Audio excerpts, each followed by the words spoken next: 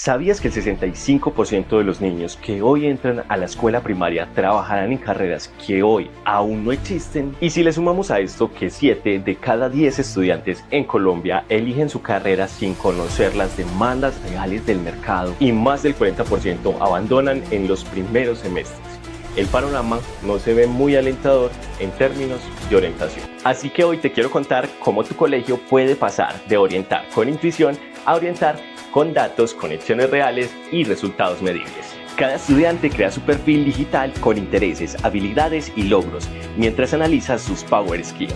La plataforma genera hojas de vida automáticas, listas para compartir con más de 130 universidades y 60 empresas, conectando con becas, prácticas y oportunidades internacionales.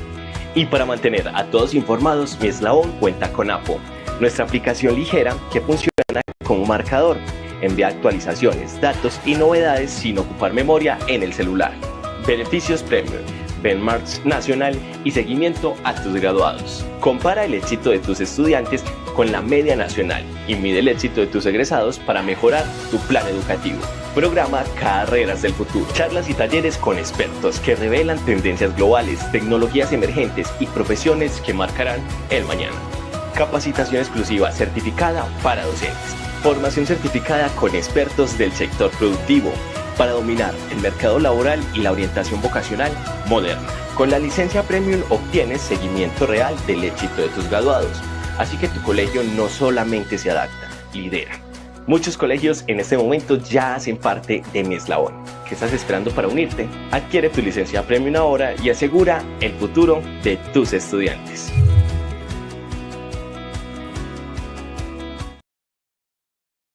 Muy buenas tardes, gracias por acompañarnos. Estamos de nuevo reunidos en Carreras del Futuro para nuestros estudiantes, para los jóvenes que están viendo este proceso con nosotros. Hoy tenemos un invitado excepcional y muy especial. Vamos a hablar de astrofísica y vamos a hablar de la aplicación que tiene esto en los campos actuales, de las formas como esto nutren, obviamente, todo el trabajo que se hace alrededor del mundo y todas las nuevas industrias. Hacemos parte de este llamado porque queremos ayudar, innovar, para que los chicos podamos estar abriendo nuestras cabezas cada vez más a este tipo de oportunidades que tiene el mundo para nosotros y que desde mi eslabón nos sentimos muy contentos de estar dando. Queremos agradecerles por la gran acogida que ha tenido el programa Carreras del Futuro. En este momento tenemos más de 30 colegios inscritos dentro del proceso de Carreras del Futuro y seguimos recibiendo postulaciones todos los días de todas las semanas. Así que los voy a dejar con la presentación de mi eslabón y con Alejandro Roldán, que será la persona que nos estará contando hoy cómo y ayudándonos a entender este proceso. Ahora, tengan en cuenta que vamos a hacer toda la conversación en inglés el día de hoy. Por lo tanto, si tienen dificultades, recuerden que pueden activar el traductor que trae inmerso YouTube. Entonces ponen los subtítulos y pueden traducirlo para que lo sigan de una forma más amena. Si no, nos parece maravilloso que practiquen su inglés, que tengamos la posibilidad de poner preguntas sobre la mesa. Bueno, un abrazo gigante. Y sin más, vamos a Carreras del Futuro el día de hoy. Nos han dicho siempre que este mundo está lleno de posibilidades, que es cuestión de salir y buscarlas. Pero, ¿realmente es así? ¿Lo que vivo y a lo que me enfrento es realmente una oportunidad? Es dejarle mucho al destino, ¿no te parece?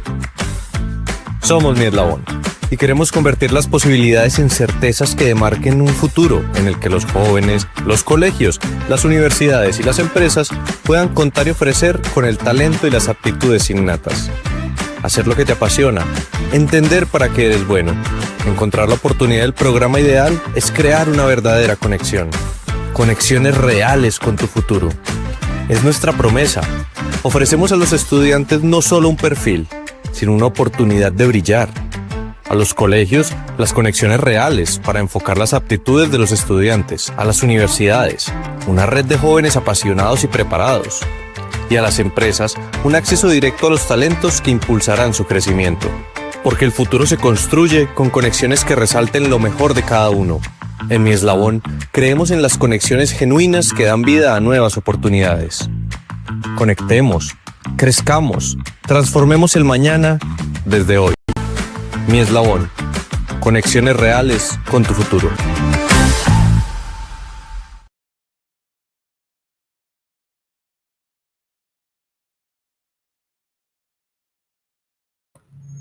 Hola. Hola, ¿cómo están? Soy Alejo Roldán, líder de alianzas de mi eslabón, y me place muchísimo poder estar con ustedes en Carreras de Futuro, con un gran amigo, un amigo que conocí hace ya 11 años, David Sederberg, quien nos acompañará para explorar un poco ese mundo de la astrofísica. La semana antepasada, hace 15 días, estuvimos con Bonnie Prado, una doctora en astrodinámica.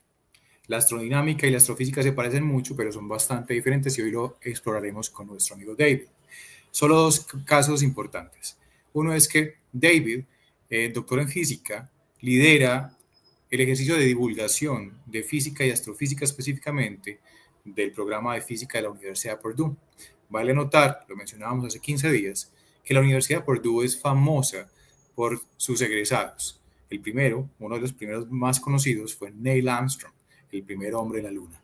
Es decir, que esta vocación de conectarnos y explorar el planeta, los otros planetas, es una vocación que la Universidad de Purdue ha llevado con mucha seriedad desde hace mucho tiempo.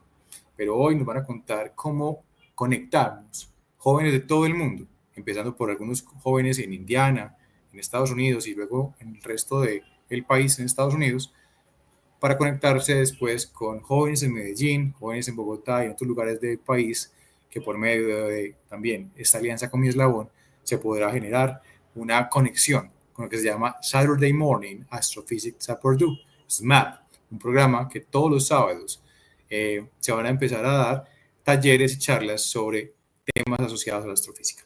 Así que doy la bienvenida a mi amigo David Sederberg. Hi David, how are you, my friend? Great to see you. Wonderful. It's wonderful to be here. Thank you so much for the invitation. I'm excited to talk to everyone. Yeah, of course, my friend. I was sharing with the audience like a short introduction about you and how we met, 11, 12 years ago here in Medellin, creating a methodology, a STEM methodology to give more, a better approach to science to K-12 students. So that was my first time with you, and I was amazed in that moment for your passion and energy to share about astrophysics and astronomy. Tell us about your program, the SMAP program. Do you have some presentation to share with us? I do. I thought I would start with maybe just a little bit of introduction about our outreach programs here at Purdue, and let you know if there are any times when you want me to stop talking so you can translate. I can do that. Okay. Do you want to do that? Yeah, of course. Oh, Yeah. Okay. But actually, our audience are prepared to hear in English your presentation, and also we have closed caption in YouTube. So please apply the closed caption in the YouTube. This is a feature that you could find, below of the video. But also we have a Danielle. No, Danielle is here with us. Yes, she is. I am pleased to have Danielle here, who has worked with me with Saturday Morning Astro and other outreach programs. She accompanied me to Medellin 2 years ago in 2023. And so Danielle has volunteered to, number one, run my PowerPoint because I can't share my screen from this computer. So I'll be telling Danielle when to advance these slides. So thank you, Danielle. Danielle, you want to introduce yourself? Say hello to the audience. Yeah, hi everyone. My name is Danielle. I'm a fifth year graduate student at Purdue University. I completed my undergraduate studies at the University of Arizona, and now I'm pursuing a PhD in physics, and my research is studying supernovae, exploding stars, and figuring out what massive stars do before they die. Wow, incredible. You shared with us something interesting that you had in the back, 5 minutes ago. Could you share with us? Because just I know, it's a tiny thing, but the people who loves astronomy and astrophysics will enjoy what is that. Yes, this is a very small model of the primary mirror of the James Webb Space Telescope. For those that don't know, the James Webb Space Telescope is a project with NASA and the European Space Agency. They launched this telescope into space on Christmas of 2022. And so this entire thing in real life is 6 meters wide, and there's 19 small hexagonal mirrors that all fit together in one big origami piece that is this mirror. So light from space will come into the mirror, bounce off, come back through this hole, and that's where all the cool detectors and cameras are. Wow, it's amazing.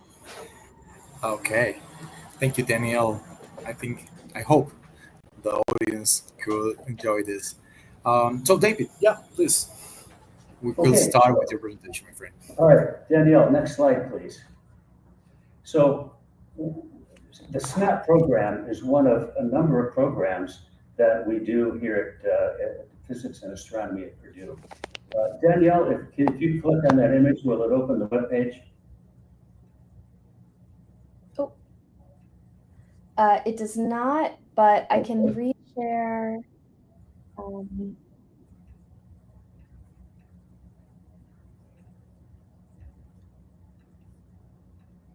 I wanted to give a little preview of the various outreach programs that we have.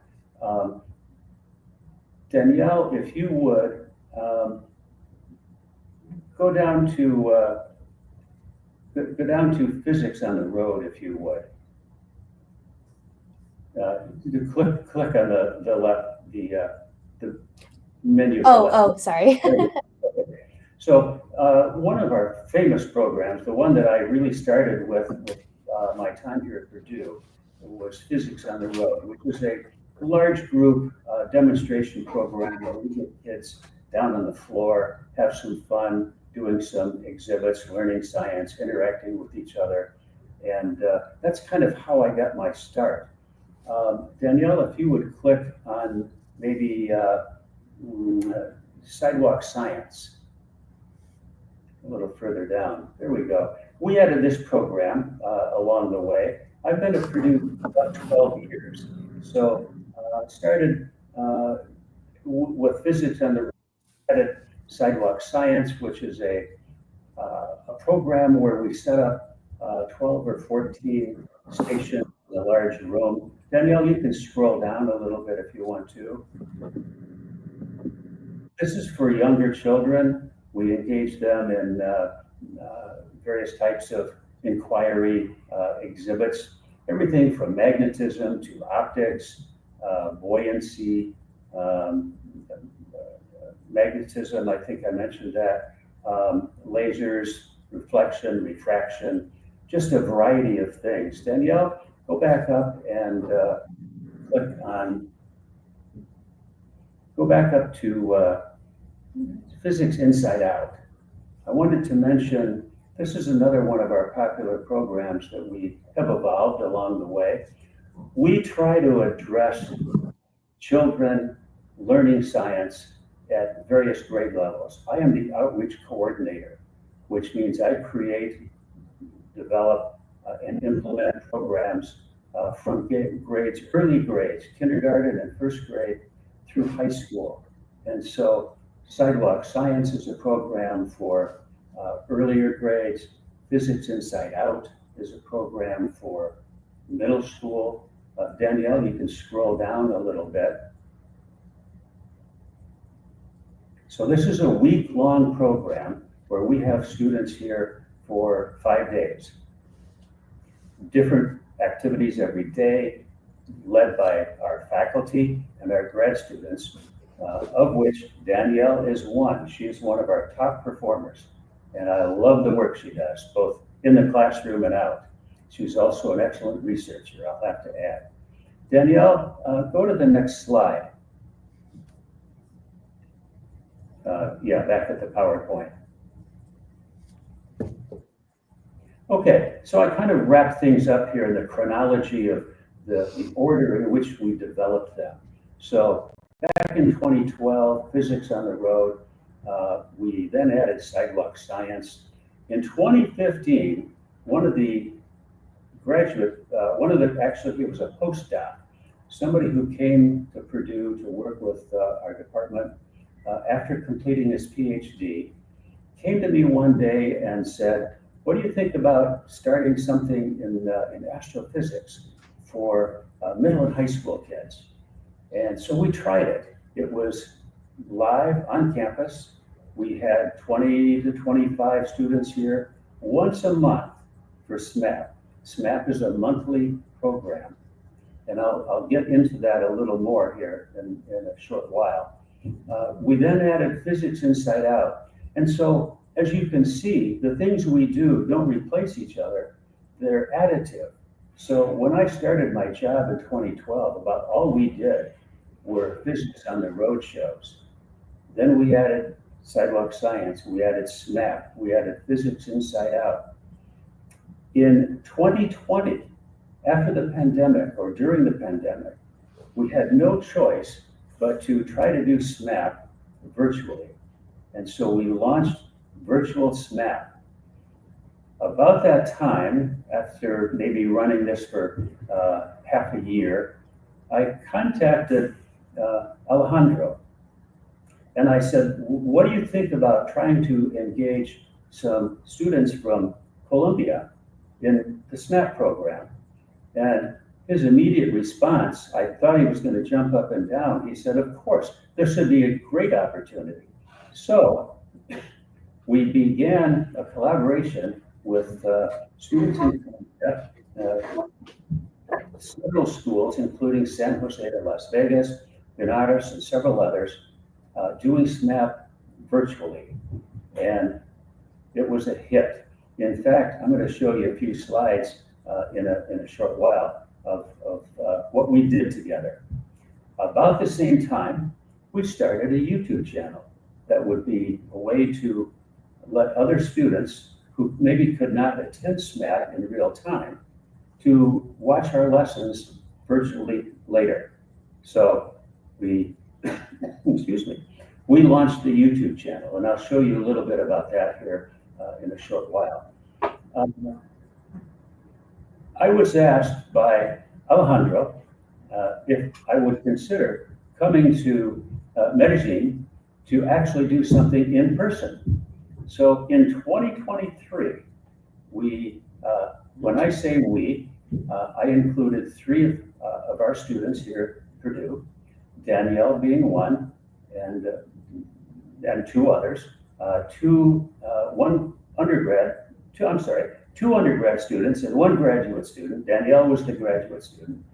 And we flew to Medellin and we did 4 days of Astro Camp 2023. And it was a life-changing experience for everyone. Danielle, how about the next slide? So SMAP is based on not only learning content, but providing opportunities to interact with graduate students, researchers, other students like themselves, the same age, other high school and middle school students who are interested in science, particularly space and astronomy. And so we provide hands-on lessons, interactive lessons, where if we're doing something in person, we do things physically. If we're doing things remotely, then we provide as best as we can opportunities to engage the kids in hands-on lessons. So I've got just a couple of examples here. We have Kepler's laws. So when we do something like where students need to have data or need a table to fill out, or something to draw, we provide them the PDF files so they can print them out at home and have them available. So the Kepler's Laws Lab is one of our favorites. The students actually count the little squares in the orbit and compare the areas of the squares, and they can derive Kepler's laws based on this diagram, and the help from the TAs in our breakout rooms. The second diagram I have is an experiment we do with to discover exoplanets. We're looking at the orbital pattern, the change in brightness of the star as the planet goes around the star. And so we have a real interactive computer simulation that teaches these the concepts of what's involved with determining how do we know where exoplanets are? How do we know which stars have exoplanets? And what are their characteristics? So in this lesson, students can actually, at the end, calculate the mean temperature of the planet, which then gives them a chance to talk about whether or not the planet would be habitable. So these are all very interactive lessons that we like to present. In any SMAP session, we would have a presenter and maybe 8 or 10 TAs, teaching assistants, who will monitor the students and mentor them in the breakout room.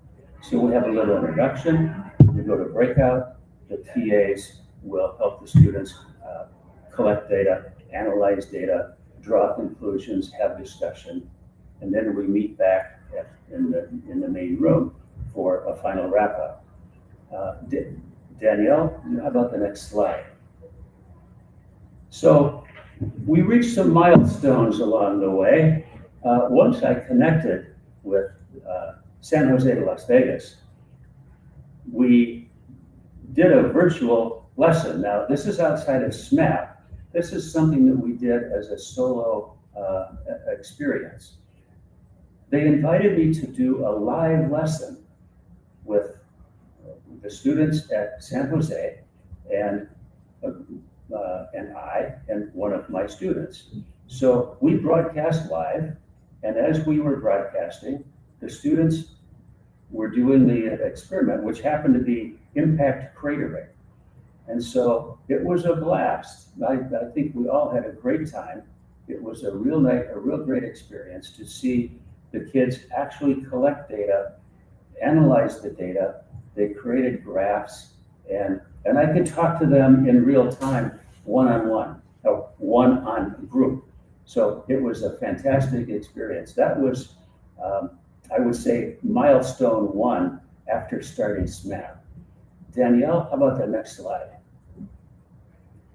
Milestone 2 was our first Astro Camp, and I mentioned this before. In 2023, I and 3 students traveled to Medellin to teach about 35 middle and early high school students about astrophysics and astronomy. And here are just a few photographs. We created some lessons. Educators from the schools in Medellin created some lessons, and collectively, we had a wonderful 4 days. Danielle? Milestone 3, SMAP Goes Hollywood. That's about the time that we went remote during the pandemic. I wanted to create a YouTube channel so that we could record our sessions. So here are just a few thumbnails, and here's a link that will, Danielle, that link won't work probably for you. Can you go to the YouTube channel?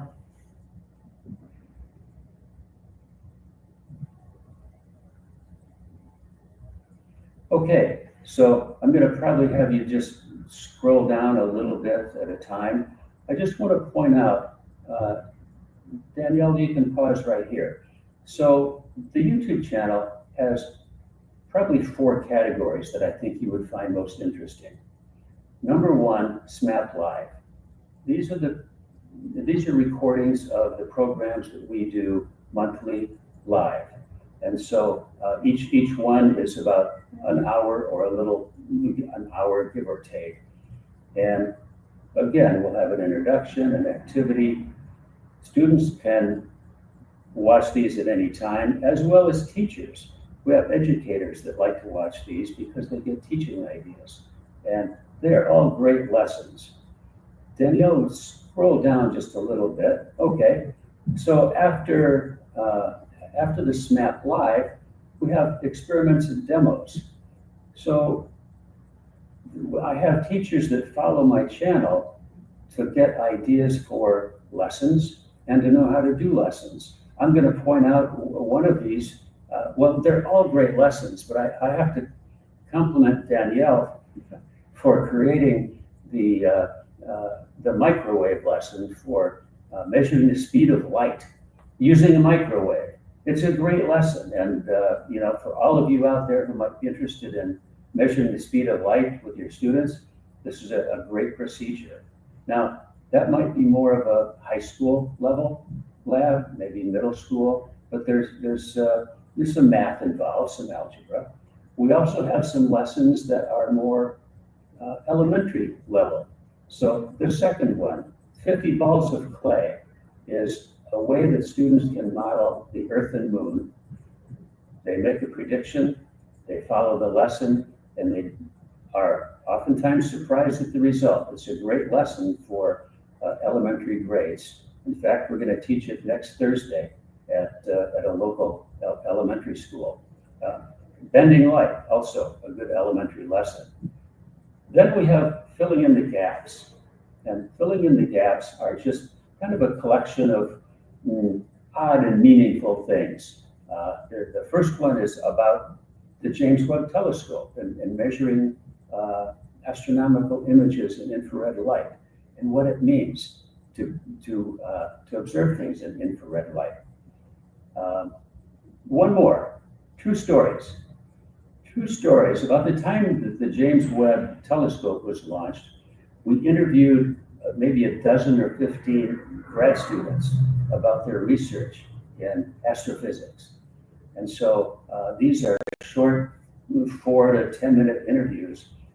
If teachers or students want to know what's going on in astrophysics or what it's like to be an astrophysicist, there are some great interviews here, along with some other cool things. So those are probably my 4 favorite things on the YouTube channel. And I invite you to subscribe and check it out. Danielle, how about let's wrap up the PowerPoint if we can. Okay, milestone 4. We made a connection with an organization called SLU.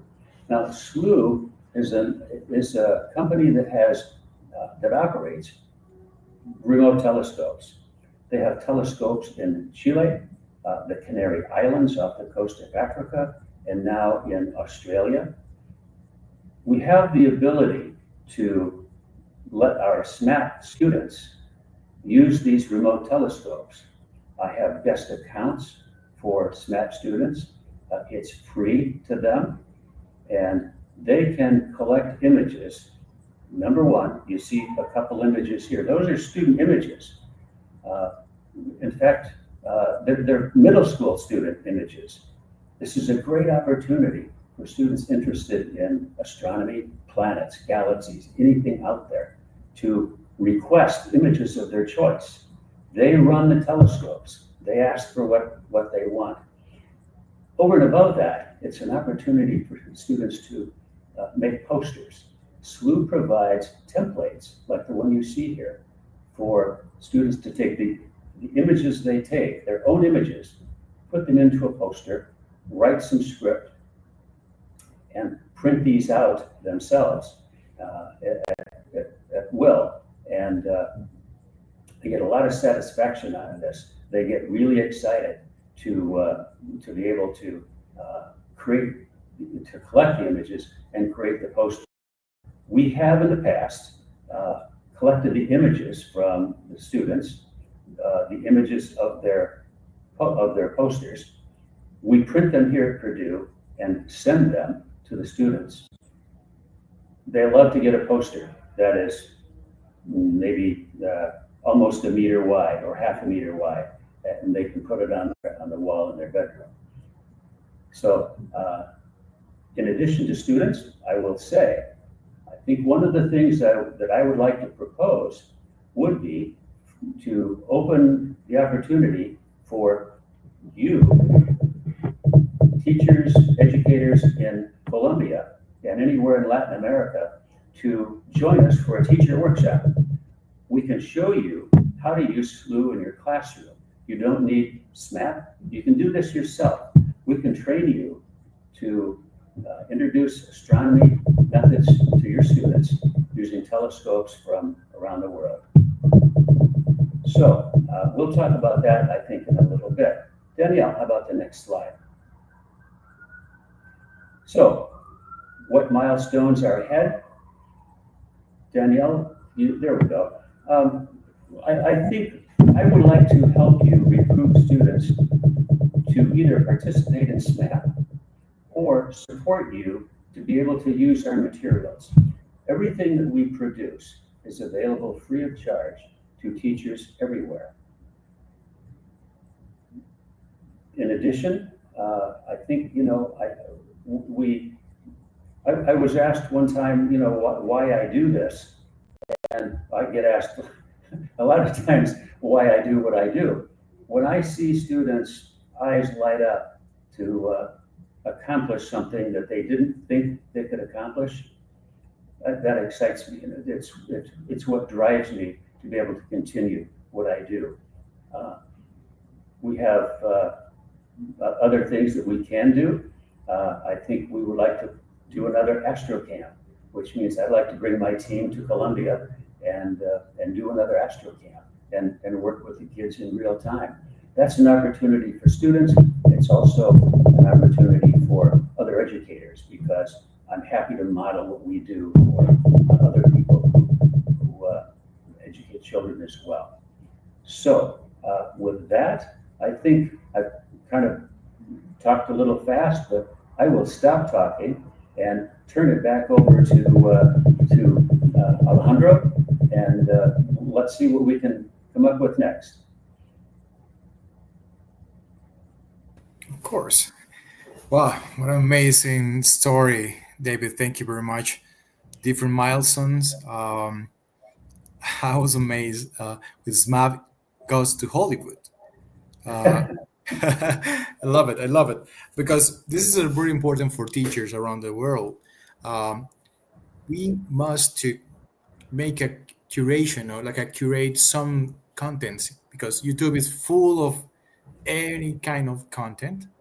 You're doing your best creating content in astrophysics and astronomy with hands-on activities. That I understood well. You're doing that in order to give tools to teachers and students around the world.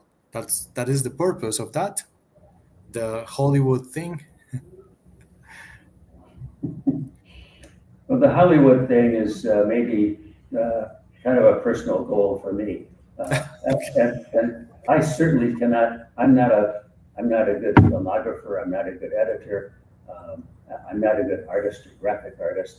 I rely on my wonderful students to be able to do those things. So the experiments and lessons, the thumbnails, those are all products of my students. Okay, let's explore about the why you're doing this. You're saying a lot of things, but first, your first time with the idea of a SMAP Saturday morning seems like I don't know, like the quite complicated for students. 11 a.m. in the morning, Saturday. Most of them are doing some sports or doing other kind of things, but engage with astronomy. And you think, and right now it's a national, international program. Tell us about the first idea. You have been talking with someone, or you wake up someday and you say, okay, what if we could launch Saturday morning astrophysics? What was the nutshell, the seed of this beautiful program? Well, a couple things. For me, it was, I like challenges. And so that's the beautiful thing about my job. Every day is a different challenge. And so I like to solve problems. I like the challenges. So when I was approached with the idea of doing something in astrophysics, I'm not an astrophysicist. I'm an educator. So I rely on other people's expertise, professors and grad students and people from outside our university. So it was a challenge for me that I wanted to pursue. When we gave it a try, which was face-to-face initially, we pitched this to students from grades 8 through 12. Most of the students that we got initially, and most of the students today, are probably in grades 9 through 11 or 8 through 9, 8 through 10. The juniors and seniors in high school do work, they have jobs, they're not as, they might be interested, but they're not as likely to come out on a Saturday morning because they have other obligations. So getting students to give it a try, whether you're trying to, play tennis, or you might want to play piano, or you might want to do cross-country skiing or whatever. Some people are interested in different things. Not everybody is going to be interested in astronomy. But it's like the first time you taste a pizza, you like it or maybe you don't like it. And so if we can just get them to give it a try, they get hooked. And that's what I like. That's what motivates me. They get hooked. So with giving kids the opportunity, seeing them get excited, sometimes surprising them, their eyes light up and they stick with it, or not. I don't think many students come to SMAP either in person or virtually that don't come back. Now, they can't come back every time because they have other things, family things and vacations and so forth. But most students will stick with us. That's how I know they're interested and they're learning. They stick with us for 2 years or 3 years. Wow. Incredible. I was thinking, because why this SMAP program, but why astrophysics? You're an educator, and for sure you engage with astronomy. But why is it important right now to share with students around the world this kind of content? Why is it important? I have some ideas, but for sure you have more. Why, as an educator, as a professor, as a teacher, you are giving them the experience, hands-on activities, and etc. Why do you do that? You want more astronomers? Do you want more astrophysics, or what do you want with that? I think astronomy is probably our oldest science. Cavemen looked up at the sky and wondered why. And so when I can excite and get kids engaged in astronomy, I think it's a very popular, common interest. As far as the international aspect, I think in this kind of a format, kids like to know that there are others who like the things they do. They like to be able to talk to the grad students. When we were doing SMAP virtually, and we go into a breakout room, the kids can talk. They're a small group, 5 or 6 or 8 students with 2 TAs. And they get to talk to the TAs one-on-one. And they don't just talk about the lesson. They sometimes want to talk about what's it like to be at Purdue? What's it like to study astronomy? What's it like as a career? What can I do if I do this? And so there are a lot of things a lot of benefits that they can get. I also think when I can have students from Colombia or we have had students from Puerto Rico and other places around the world, they get to meet students from another country. And I think that's a real plus. When the students from other countries join us, they get to practice their English. And so it's not just learning science, it's teamwork, and it's building relationships. And the reward is more than just learning science, which is really what they're interested in. I've had several students from Columbia, one of whom visited Purdue this summer, in fact, who wants to come to Purdue. So she came for a visit to Purdue, and I had another one contact me about coming to Purdue. And so I get that more from the international students than I do from the students in the US, because it's easier for them to come to Purdue, it's closer. But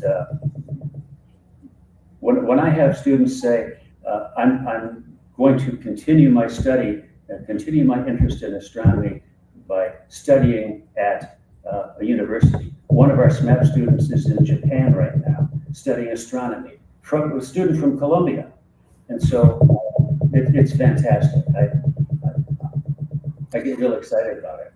Totally. I was thinking, programs like SMAP are open the mindset of a lot of students around the world. And I believe, as you mentioned, astronomy is probably the oldest science in human story. But I was thinking, in terms of skills, because we are talking about careers, future careers, and new learning paths and things with teachers and students. What kind of skills do you think a student or teacher could develop when you have these activities, hands-on activities, or workshops, or connection with astronomy or astrophysics? Not just in terms of technical or scientific content, but also what kind of other kind of skills. You mentioned team working, and you mentioned, for example, I don't know, critical thinking. But in your idea, what kind of skills a student could develop in SMAP, in programs like SMAP? I think of two things, one of which is kind of a cultural historical aspect. So, for example, one of the experiments that we've done, both in person in Medellin, as well as remotely and SMAP virtually, is the Eratosthenes experiment. When love that. 2,500 years ago, 2,300 years ago, Eratosthenes pondered how he could determine, he made an observation. And a lot of science, a lot of discoveries come from a simple observation. And he wondered why. And so with a simple approach, a couple of measurements and the noonday sun, he calculated and discovered the circumference of the Earth with surprising accuracy. I think that demonstrates to students that science isn't just memorizing stuff. It's observing and critical thinking and creativity. I think we underestimate the importance of being creative and creativity in scientific discovery. So I think that's one thing, the historical and cultural aspect. I think another thing is we take things for granted. So, for example, you look at a picture of a supernova or a galaxy or an object in the night sky, and you see this beautiful colored picture of let's say, Cassiopeia A, a supernova. And you just take it for granted and say, oh, that's pretty, look at all the pretty colors. But when in reality, what the astronomers get, they work from a black and white image. And so they artificially enhance the image to colorize certain aspects that bring out details that wouldn't be observed otherwise. We had the students do this. One of our professors, Danny Milosalvovic, and Danielle was a part of this, did a presentation on SMAP last year, where we gave the students raw data, and they used an online program to create their own colorized version of Cassiopeia. And so they begin to appreciate that it's good to know you can look at something and say, well, how did I get that? How far away and how big? it's nice to address those questions, to give them some foundation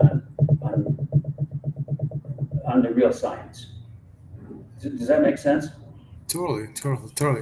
I was thinking how this wow effect that because sometimes, yeah, I'm from another kind of field. My background is in psychology, so I could, for sure, I would be a mess if I can't use some concepts of astrophysics or something.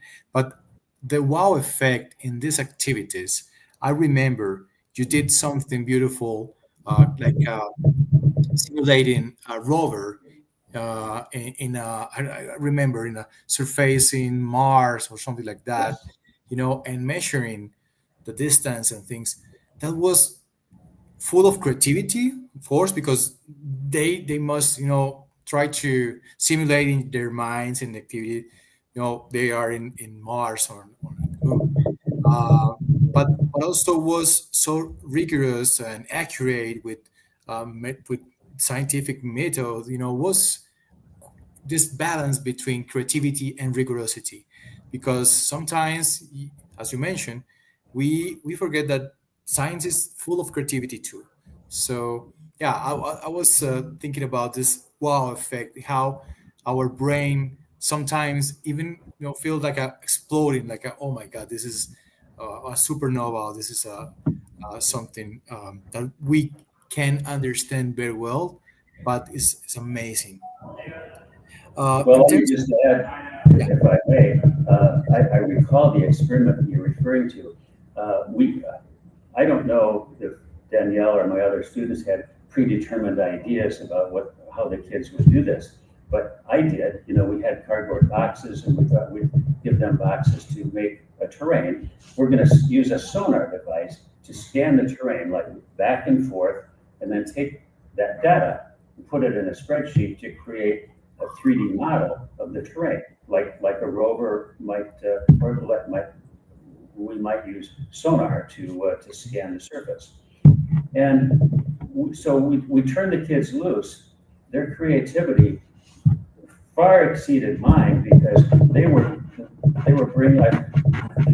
bringing in rocks from outside and traffic cones and other things that they could use to make abandoned spaceships and volcanoes and things that we never thought of. So yeah, I love to be able to give them an idea, turn them loose, and see where it goes. I don't like to tell them every step. I don't want a cookbook. I want them to think and create. Amazing. David, I would love to invite Danielle to this conversation also, because Please. she came here to Medellin 2 years ago. Hi, Danielle. How are you again? No, I can't. Yes, sorry. No, I'm in my office, and I was just notifying my office mate. But yes, sorry. What? No, just I don't know if you want to switch it a bit to Spanish and talk about you, because I know you speak very well in Spanish too, for our audience, and explain a bit what are you doing, in your research, in your research process. I don't know if it's possible. See,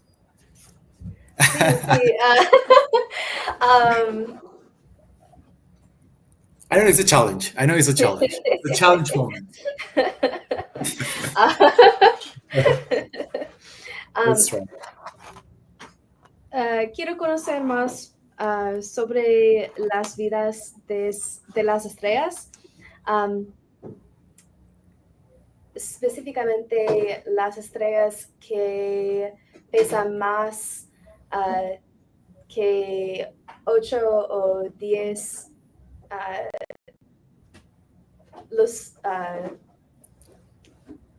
Like years or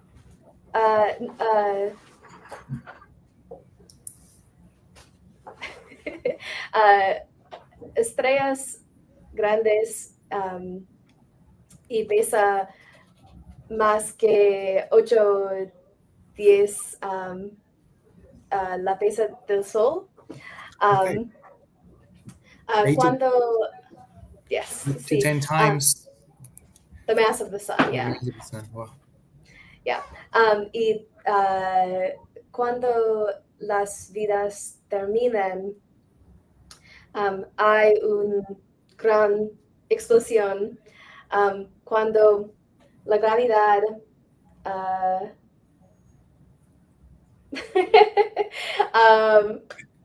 No, no problem, no problem. Just a challenge, because David said that you love challenges. So what's I do love challenges. Yeah, the stars at the end of their life will collapse in on themselves, and that sends a shockwave outwards, and it undoes millions of years of nuclear fusion. It mixes things up, and it makes it these insane explosions that rival the brightness of the galaxy they're in. If you see a supernova explode in our own Milky Way, which will happen sometime in the next century, hopefully, it'll be so bright we'll be able to see it during the day in the sky.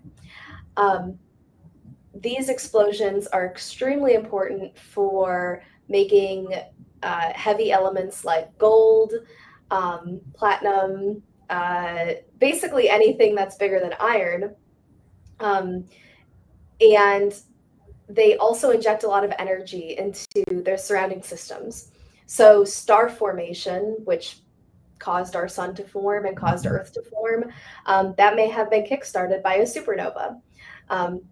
They are extremely important in the whole kind of narrative of how the universe is in balance with itself. And so, yeah, so my research focuses on exactly how do these stars explode. And then also particularly right before they die, they kind of go bananas, they go crazy. And we don't really know why they do that. So that's my research. Special interest is that as well. Okay. Yeah. Wow, amazing.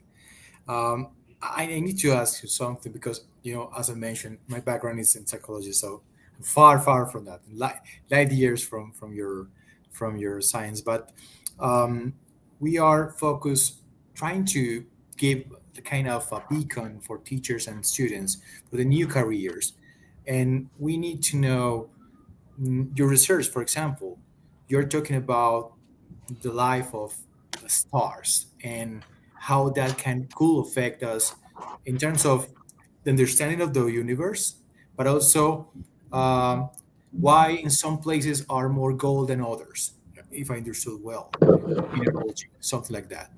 How you could apply your knowledge in your research to different business or different other careers in the daily work. Sure. So I show pretty pictures of Cassiopeia A. Dave was talking about beautiful images that the James Webb Space Telescope has put out, and it's wonderful to look at those. Really what my day-to-day is coding. I know lots of coding languages. It's a lot of software development. It's a lot of another big thing in astronomy right now is big data management. So oftentimes many people will use machine learning, which is kind of the mechanism that like AI works off of. So they'll use machine learning to wrangle data because there's so much data out there. Like for supernovae, one happens every second in the galaxy, in the universe, which is an insane rate. There's too much data to deal with. So speaking of technical skills, I have a very strong coding background, and also a lot of big data strategies.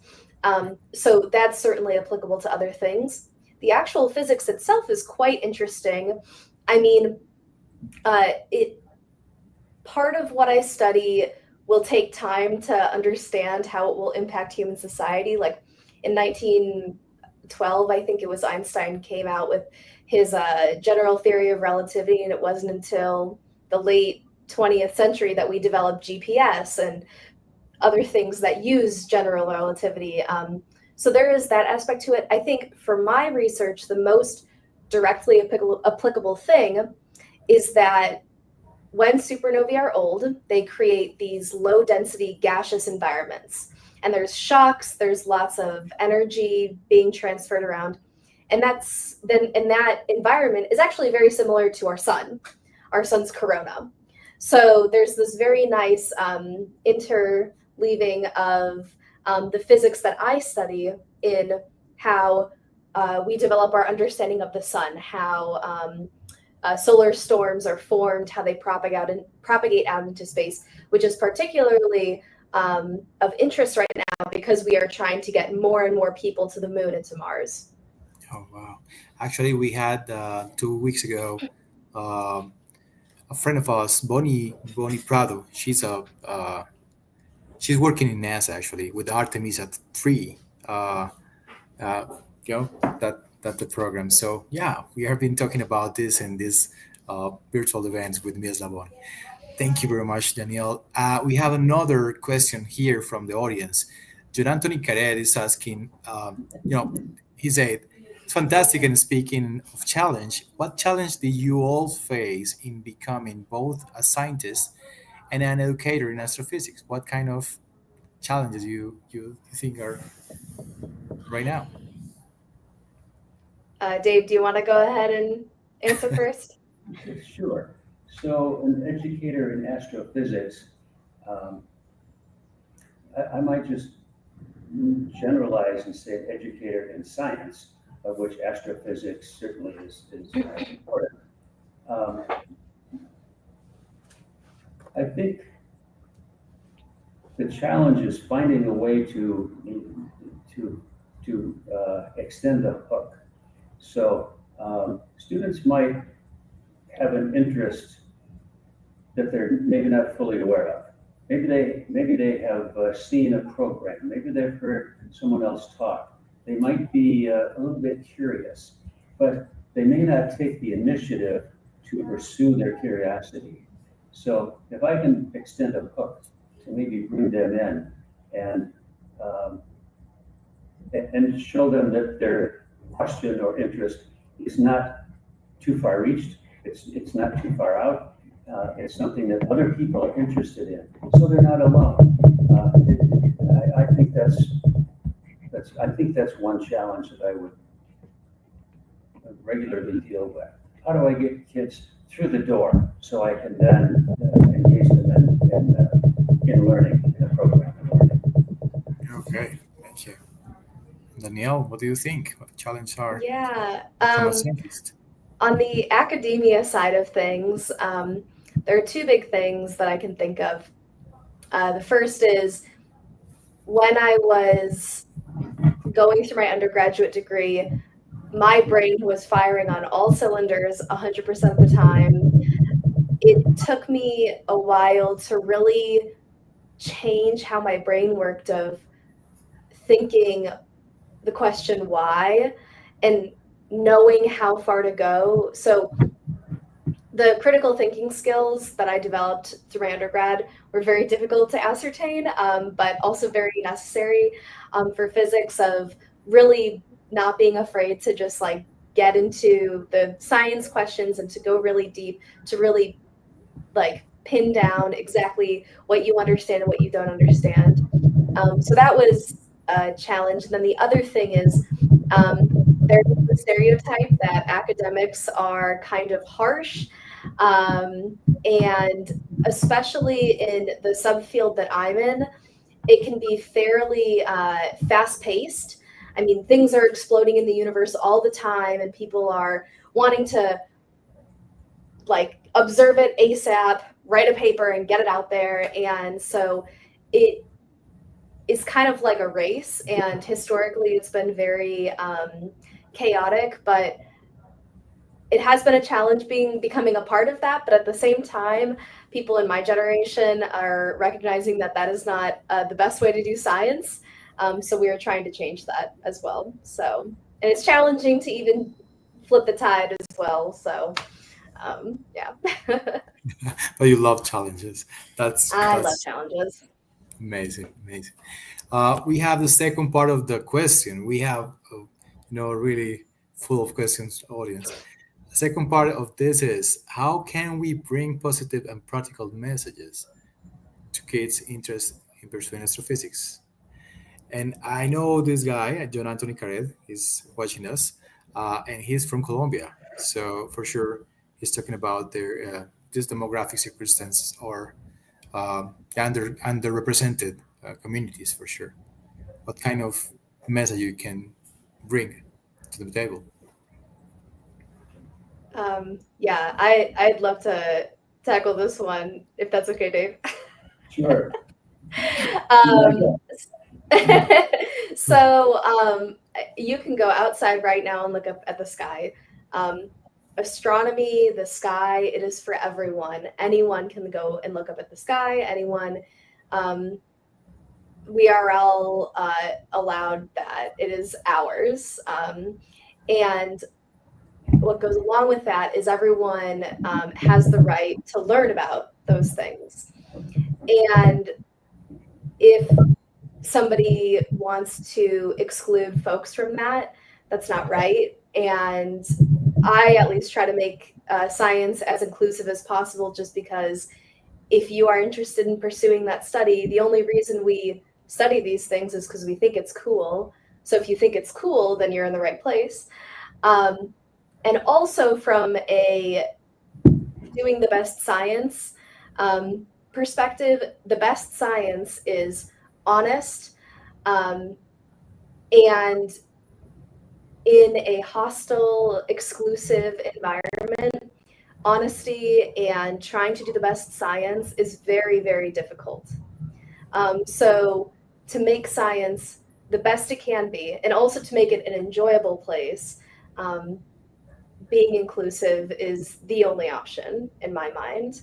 And I think open access data and free resources for anywhere or for anyone around the globe is right now, I think, one of the best tools for folks who are in underrepresented communities or who don't necessarily have access to resources. So there's a current telescope that is going to be online soon that's in Chile, and the data is completely open access, which is kind of revolutionary. And it's wonderful because that means anyone can do science, and everyone should do science if they want to. Thank you, Danielle. It's amazing. I think you're mentioning the Solom. What is the name, David, of the observatory that you mentioned in Chile?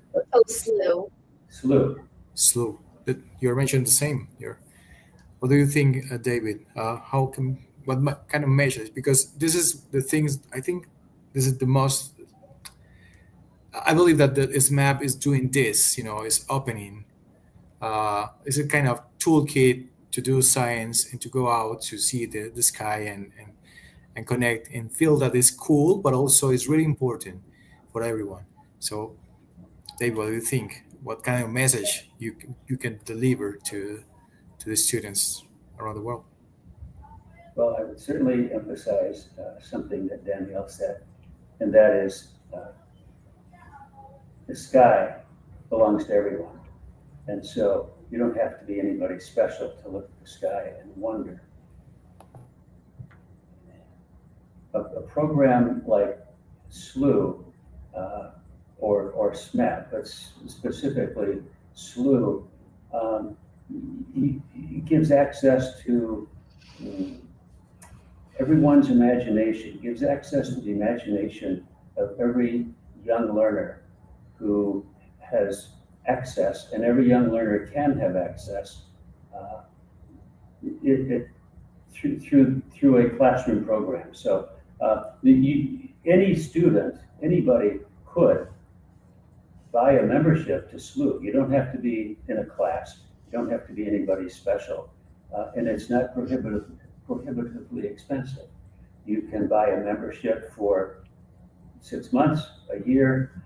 They're very willing to work with individuals, and they have family price packages, teacher classroom price packages. I'm not a spokesperson for SLU by any means, other than my experience with them has been stellar, no pun intended. They've been wonderful people to work with, providing opportunities to our students. So I think, I think that's what I would say. I don't know if I answered your question fully. Yeah, for sure. I was thinking we must change this typical expression that the sky is the limit. The sky is not a limit with us, you know. SMAP is the sky is kind of a new invitation to explore and to create, and to create together science. Hey guys, thank you very much for this space. I love to have this conversation. It's so inspirational, and I believe that our audience, teachers, students, are engaged here. For sure, they will fell in love the first time with SMAP. So, could you give us, I don't know, information about the next workshop with SMAP? Because for sure they will love to be there. Yes, I can tell you that I'm laughing because Danielle will be a very big part of the next SMAP, which will be the 27th of September. So September typically, 27th. yes, typically SMAP is the third Saturday of the month. We have another big program that day. We have to push SMAP back a week, so it'll be the 27th. It will be based on the newly released images, an image from the Vera Rubin Observatory, the LSST. Danielle, LSST stands for? It's the Legacy Survey of Space and Time. So there you have it, the Legacy Survey of Space and Time. We're going to show students this fantastic image. We're going to explain the things that are in the image. When I can just say this image is as big, Danielle, as what, 3 football fields? It's a giant image. It's enormous, yeah. Yeah. So that will be our first SMAP. Our next SMAP, we're going to address how far away things are and how old they are, and learn about the inverse square law. We're going to have kids doing some calculations to figure out brightness versus distance of stars. Coming up a little later, I have not an astronomer, a research scientist who has worked with NASA and has had a significant role in the Mars rovers. So we're going to dive into Mars rovers, probably early spring. We've got some crazy things lined up, so I'm looking forward to getting underway. Amazing, amazing. Danielle, last challenge. Could you invite our audience in Spanish for the next SMAP workshop? Sí, it's the 27th, you said? 27. Yes. El 27 de septiembre hay una lección para mira una imagen de el Vera Rubin Observatory y the large or Legacy Survey of Space and Time. Es un pintura más grande para como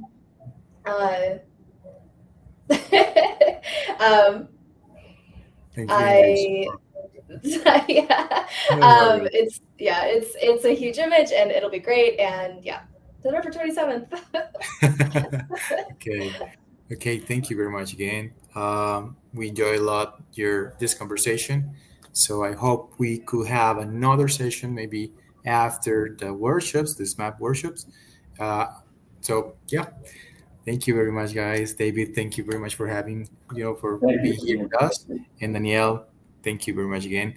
We'll see you soon. I hope here in Medellin, face to face, doing the next Astro Camp with the schools here in Colombia. Okay. Sounds good. Sounds good. Thank you so much. Okay, thank you both. Hey guys. Have a great afternoon. Thank you very much. Bye, Daniel. Hey, para todos. Bueno, voy a comenzar a español. Gracias por acompañarnos, gracias por estar en este espacio. Creo que tuvimos una conversación importante y sobre todo una invitación final. Primero, el cielo no es el límite, es una invitación para crear ciencia. El cielo no es de nadie, es de todos. Y lo último es el 27 de septiembre, sábado 27 de septiembre, los que están aquí conectados con nosotros recibirán un link para que entren al taller con Daniel y con David Sederberg de la Universidad de Purdue en este marco que llamamos Carreras de Futuro de mi eslabón. Que estén muy bien. Hasta luego.